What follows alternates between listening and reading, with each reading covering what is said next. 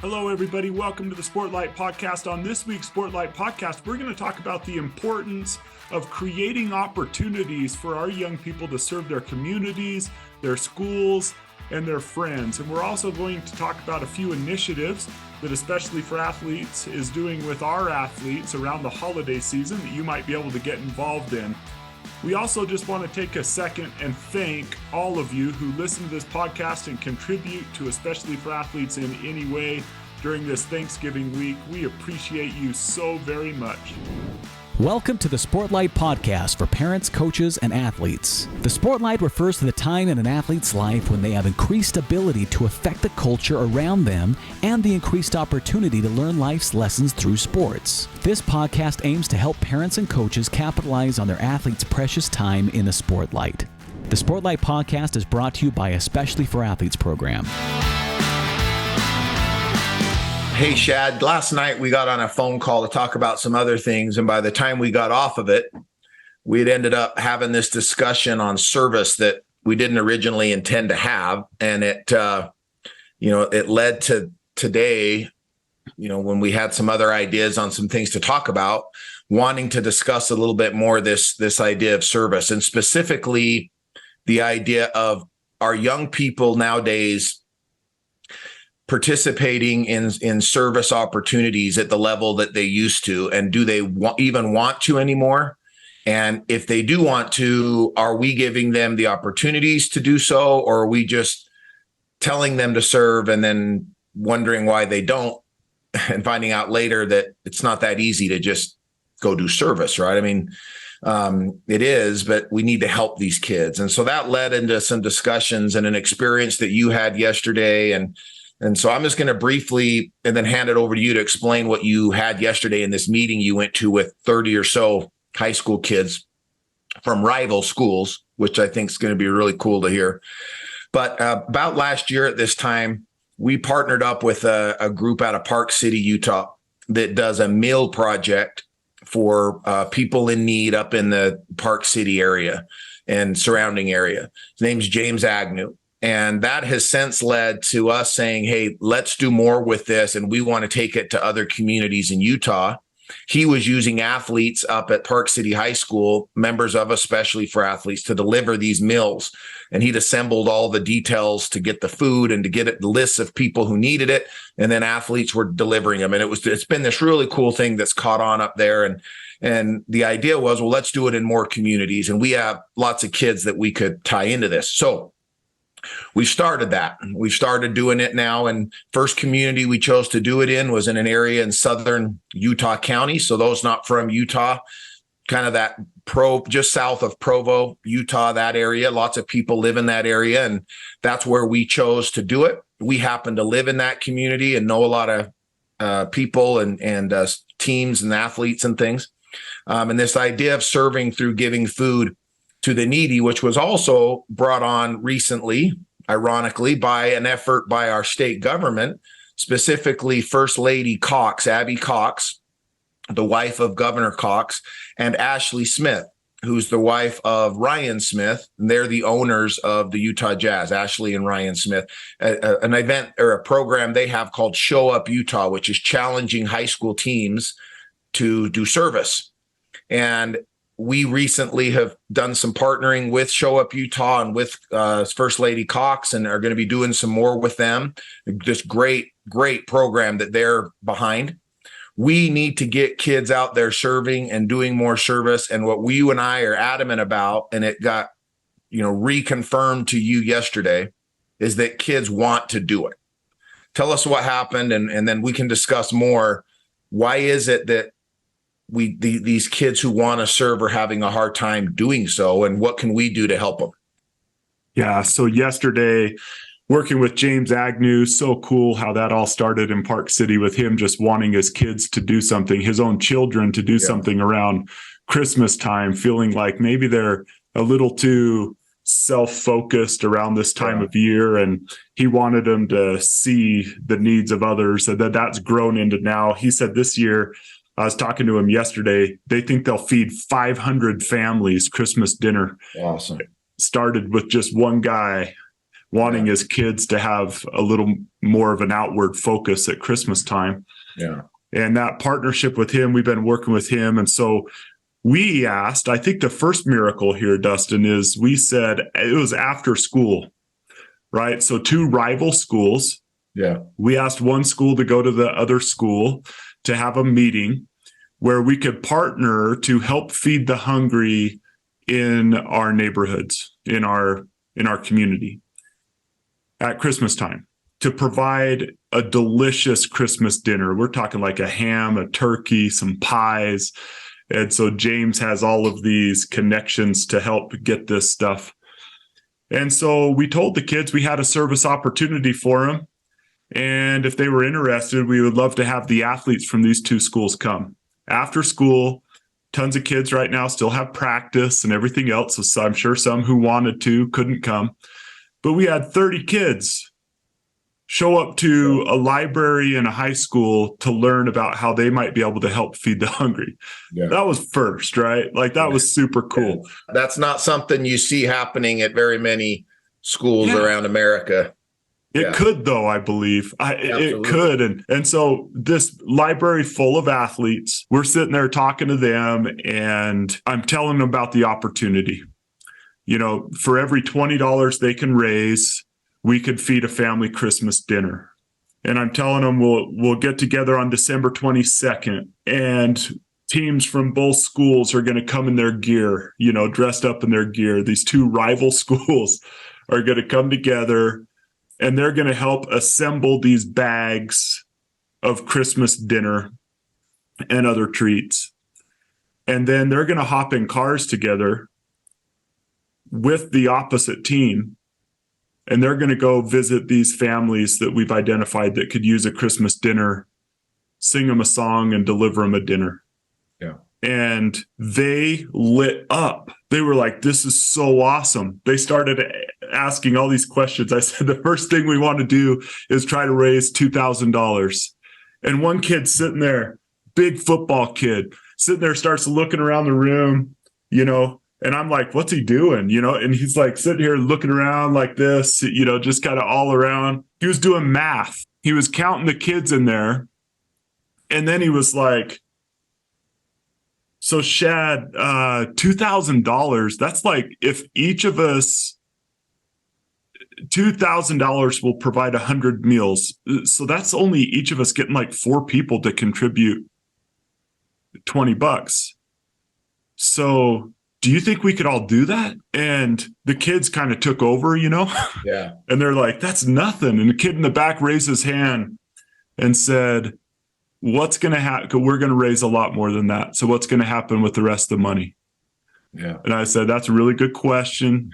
Either the meals will become more robust, or we'll be able to feed more families. One of those two, depending on how much more comes in, you know. And then the thing that excited them the most, Dustin, and it was like touching to me personally, is I said, hey guys, do you want to know what your teams and what each of you will get out of this?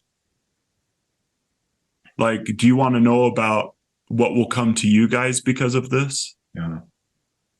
Nothing. That's the point. Nothing. Yeah. Every cent that we take in is going to go to a needy family. None of it's going to go to your teams, your clubs, your trips, your whatever, your equipment. This is all about you using your position as athletes, your Sportlight, to visit your friends, your teammates, your family, to visit businesses in the community. And you're using your position as an athlete, your influence, just to try to feed the hungry. That's it. What's coming to you is that hungry people are going to have a delicious Christmas dinner. Yeah. And there were a few kids when I said that even got a little bit emotional. And they started that room just kind of so many questions, so much engagement. Yeah. And I just left that thinking, these kids are incredible. We need, as you were talking about with Abby Cox, what an incredible thing for her and Ashley Smith to get together and say, we want to get the athletes to show up and to do some good for people. When I saw these athletes, and you know I've known this for a long time, but when I saw them light up about this opportunity, yeah, it's the most engaged I've seen a group of 30 teenagers in a long time. We have to give them opportunities to do this. And especially for athletes, we do a lot of that. Maybe you could talk about some of the other things we do with the Special Olympics and other things like that.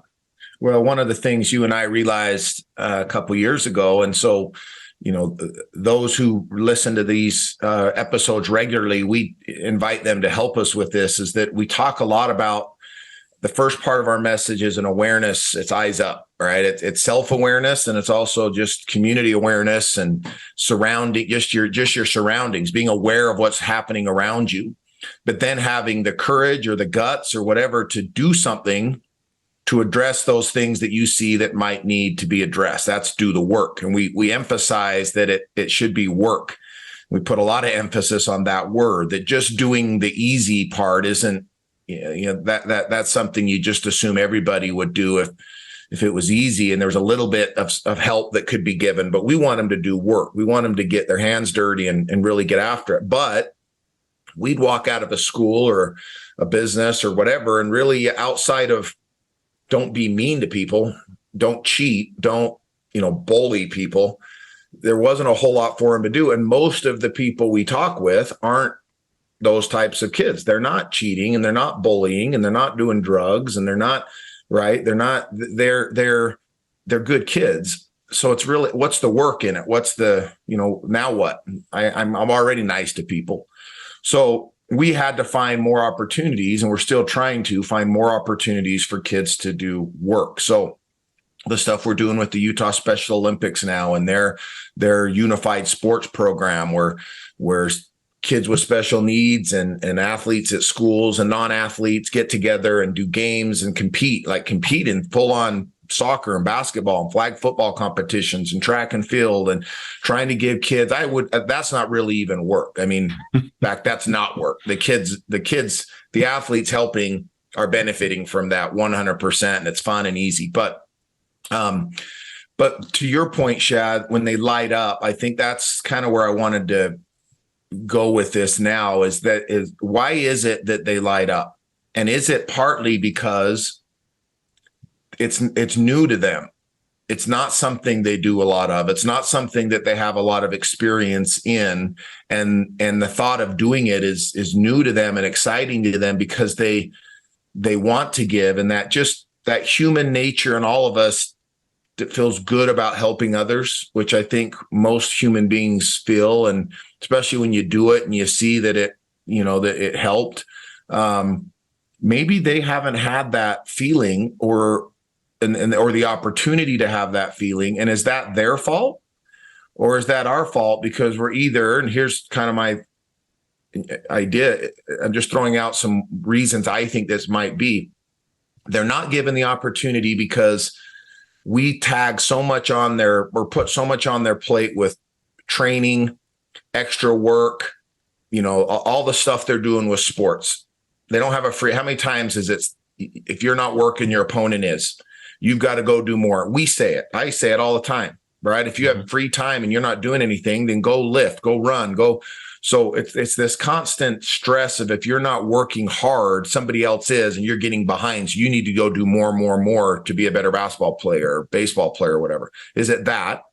Is it that we're filling their time with comfortable, easy, fun activities when they're not doing that? It's Xbox and it's Netflix and it's, all the luxuries that a lot of these kids have nowadays, that and they're happy and they're quiet and they're not in mom and dad's hair. And so, hey, that's good, right? They got their room clean. They did their homework. Practice is over. Should they rest and have free time? Yeah, they should. So that's what they're doing. But where does the service part come in here? And if we just say, man, our kids need to serve more, my son or my daughter or their team needs to do more service. Is it the coach's job? Is it the school's job? Is it the kid's job to just go down and volunteer at the food bank? Like, are they going to really do that? Do they know how to do that? Can they do that? Do they have to be a certain age to do so? Is there liability? Like, I think as parents, our generation, you and I are in our mid 40s, our age group, we need to be the ones to provide these kids with opportunities, to organize it, to encourage them to come and to show up. Just like Ashley Smith and Abby Cox, to show up is half the battle, to be there. And if one kid shows, then we go and do the service with the one kid. But what will happen is that what happened with you is 30 kids show up, some of them probably not knowing exactly what's going on. But by the time you left, they were all lit up and excited and engaged and committed to doing something because they want to. They just don't know how. So is it our fault? Is it their fault? What do you think? And what can we do to maybe fix that? Well, I think we talk about some of the things. There's the individual service, right? We talk to kids about, you keep your eyes up and you look for those individual moments in your high school halls and in lunchrooms and in classes where there might be a kid that's just on the outskirts a little bit, that needs an invitation, that needs someone to put their arm around them and recognize them. And we are really big, Dustin, I know you feel strongly about this too. We aren't just talking about including kids. We're talking about valuing kids. Every person has value. And so it's getting to know them, value them, appreciate them, love them. Those are the things that I think, as we go speak to schools, really resonate with kids as well. So they'll go into the halls of their schools. I really believe after doing a presentation and the interactions we have afterward and the emails that we receive, the 100 emails we receive from a school after we go visit them, that their school is different the next day because these athletes just they've had that switch flipped in their brain where they're like, I'm going to think outside of myself. I'm going to go look in the halls for people. And they feel how good it feels to do that. And they start doing that in their everyday life. But I think where organizations like us and like Show Up Utah and those partnerships that can exist, the Park City Foods, the good that it does is it also allows for these larger events, these times where it takes a little bit of organization and it takes a little bit of identifying 100 needy families. That takes some work behind the scenes, right? And I think one thing that we can do is we can have confidence that these young people really want to do good. They love doing good. They love the feeling that comes from doing good. And so as we provide these venues for them to be able to do good, they will come and do good. And when they feel that and they feel the good and see the good that comes from it, when they show up and do that, it sets a path for them in life. When they feel that, they want to keep doing that. It changes our communities as we help our young people be involved in the goodness of serving. And I just wonder if, like you said, just even us, are we too busy? Are we too busy to organize stuff like this? So it's just easier, to hand them an iPad in the back of the car and keep or just write a check, right? Just how many times? That's why I love this idea of showing up and doing the work. Those two phrases that we keep saying. I write a check to the local group that needs money. That's a nice thing. That's a nice thing. You write a check or you give somebody some money, and there's nothing wrong with that. That's needed. But sometimes what's more valuable and more needed is not the $20. It's the 2 hours. It's the time. It's your hands. It's your involvement. It's your engagement in the, it's showing up to do the service rather than just writing the check. Now, if possible, do both, right? And if you can't do one, then do the other, right? One or the other. But I think that what I'd like to see, and I know you would like to see more of, is these kids realizing that service isn't always just writing the check to a group for somebody else to go and do it.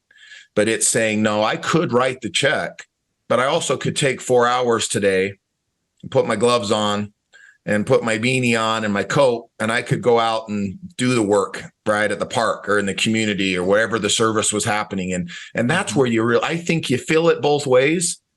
but I just don't believe you feel the same from writing the check as you do from being out there, like close to the actual, the service that's being given, doing the work. It has more of an impact. In fact, two stories come to mind when you say that. Two of our favorite men in the world now they're men. They were with us as young kids. Yeah. One of them, Justin Miller. Yeah. For those who don't know, Justin Miller, quarterback right now at Southern Utah University, last week had 4 touchdowns in the first half. Yeah. He had a great game. Yeah. And just all around great man. Yeah. We had some events in May where we had Jaron Hall, BYU quarterback. We had Allie Bills, former Division I basketball player, WNBA player, and Division I coach in women's basketball. We had Julie Sumption, a cross-country runner from BYU. We had a golfer, a collegiate golfer. Yeah, Eli Ballstead from the U. And the kids were just kind of asking them questions. They were sharing lessons that they've learned from athletics, lessons they've learned from training, life lessons, reaching out to other people. And I got up to share something, and I look, and there behind the camera, hasn't said a word, just helping us out because he believes in the message of especially for athletes, is Justin Miller. Yeah. A college quarterback sitting there filming his colleagues, his fellow collegiate athletes. No, why am I not up on the stage? I mean, I thought, man, why is he filming right now? Justin should be, but he was just there because he believes in a cause. He was there to support the 150 kids that were there at those events each night. Yep. With his wife or girlfriend. Was it his wife? I think, right? Yeah, his wife. And she is running around doing all this stuff. This couple just showed up to do good. Yeah.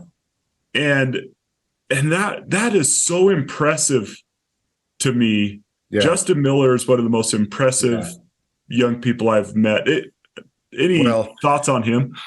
You're exactly right. And that's doing the work with the idea to our 4th principle in our book, seek to bless, not impress, right? There was no, and they stayed after and folded shirts and packed up things and put them back in boxes. And I mean, he would stay, he does the same thing when he helps me at other events, at some of the quarterback camps and things that I do. He'll come and help at him. And so will his wife, and they'll take pictures, and he'll stay until the last box is loaded in the truck. And, but we have others like that. We have parents, Katie Sargent, who lives up in Layton, Kim Nagley, who lives in Woods Cross. We've had parents and I mean, so many, Troy Coons in Salem. I could list 100 people, but these are people who have had kids be part of, especially for athletes, and have come after a presentation or after an event or something and said, I just want to help. What can I do? And I've given those 3 people I just mentioned requests to do different things, or they've just called me and said, hey, I hear you're doing such and such. Can I be there? Where do you need me? Can I get in line and feed people at the camp? Can I come and help hand out T-shirts? And then they'll send me emails. I just went into this school and talked to this principal about your program, or here's an introduction to somebody who's the president of a club soccer team or volleyball team. I think you should speak to them, and just helping us get the word out, and not asking for money, not asking to be recognized on social media, or to just because they know the impact that this message of Eyes Up, Do the Work has had on their son or daughter and them, and the need to want to see, or the desire to want to see it also help others. And that's the difference, is that when our desire becomes such to not just want to benefit from it personally or those really close to us, but want to see our fellow men in our community also benefit from it, and then we'll take actions to see that happens, that's when we're serving with the intent to really uplift everybody, not just with the intent to make me or my close people better so they have an advantage, right? They have a leg up on the rest of the world because they have this available to them. So I'm going to keep this close to me because this helps my kids or my team benefit. They say, no, they're benefiting, but they could benefit too in that group and that school and that community. And so I want to help everybody have a piece of this, goodness, whatever it is. And there's so many people out there that are like that. Those listening to this, if that's you, we could use your help. Like we want help as much as we can take it. We'll accept it. But we want people like Justin and, like those kids that it's eye-opening for you and me to know, not eye-opening because you and I have known this for a lot of years, but refreshing, I guess, to know that we do have kids coming up who are given a bad rap. Their generation is lazy and spoiled and all the stuff they've been told. And by the way, parents, coaches, they hear that and we're doing a great job of making them aware that they're lazy and spoiled and like they're hearing it. So if that's our purpose, we've done a great job. And I shame on us, I think, for beating that into them as much as we have. Do they have some things that we didn't? Yes, we did as well when we were their age and our parents didn't. And if they are spoiled and lazy and coddled and whatever, and it's us, we're the ones raising them. So we're the ones that need to change what we're doing. But I can tell you at their core, and you just reiterated it and saw it firsthand, and I'm sure you wish everybody could have seen what you saw, and that was 30 young people, many of which travel, 10, 15 miles to get to that meeting from another school, show up, be there on time with nothing to gain other than just serving, and leave happier than they came and more excited than they came. And that gives me optimism, eyes up, and optimism and gratitude that we have a group of kids coming up that, as hard as we're trying to tell them that they're not going to be as great as our generation was, I think we're going to be happy to find out they're going to be better. Yeah. And they are a lot better. We just need to, instead of giving them iPads and iPhones, need to give them service opportunities and reasons to want to go out and do good. And they want to. There was a girl that raised her hand at the end of that meeting because one of the schools we haven't met with yet. Yeah. We haven't done our presentation with yet. Yeah. And so this girl, I don't know that she had been to one of our presentations. I think she's younger. Yeah. And she raised her hand and said, is this it? Like, there's going to be other opportunities throughout the year for us to serve, right? Like, we're not just doing this one food drive. And I said, oh, yeah, just come to the presentation. I think they're having it, in coming weeks here. Come to the presentation. You'll see that this could be an everyday thing. But yes, we're going to have other opportunities as well. And one of her biggest concerns, she sat there and listened to the whole thing. And this was one of the last things. I said, any questions you guys have about anything? And she raised her hand and said, we can do more than just this, right? There will be other service opportunities coming up in the future. And actually, one of the administrators that was there for that school said, oh, just come to the presentation. We're going to have a presentation. You're going to understand the program a lot more. It's not just one service project.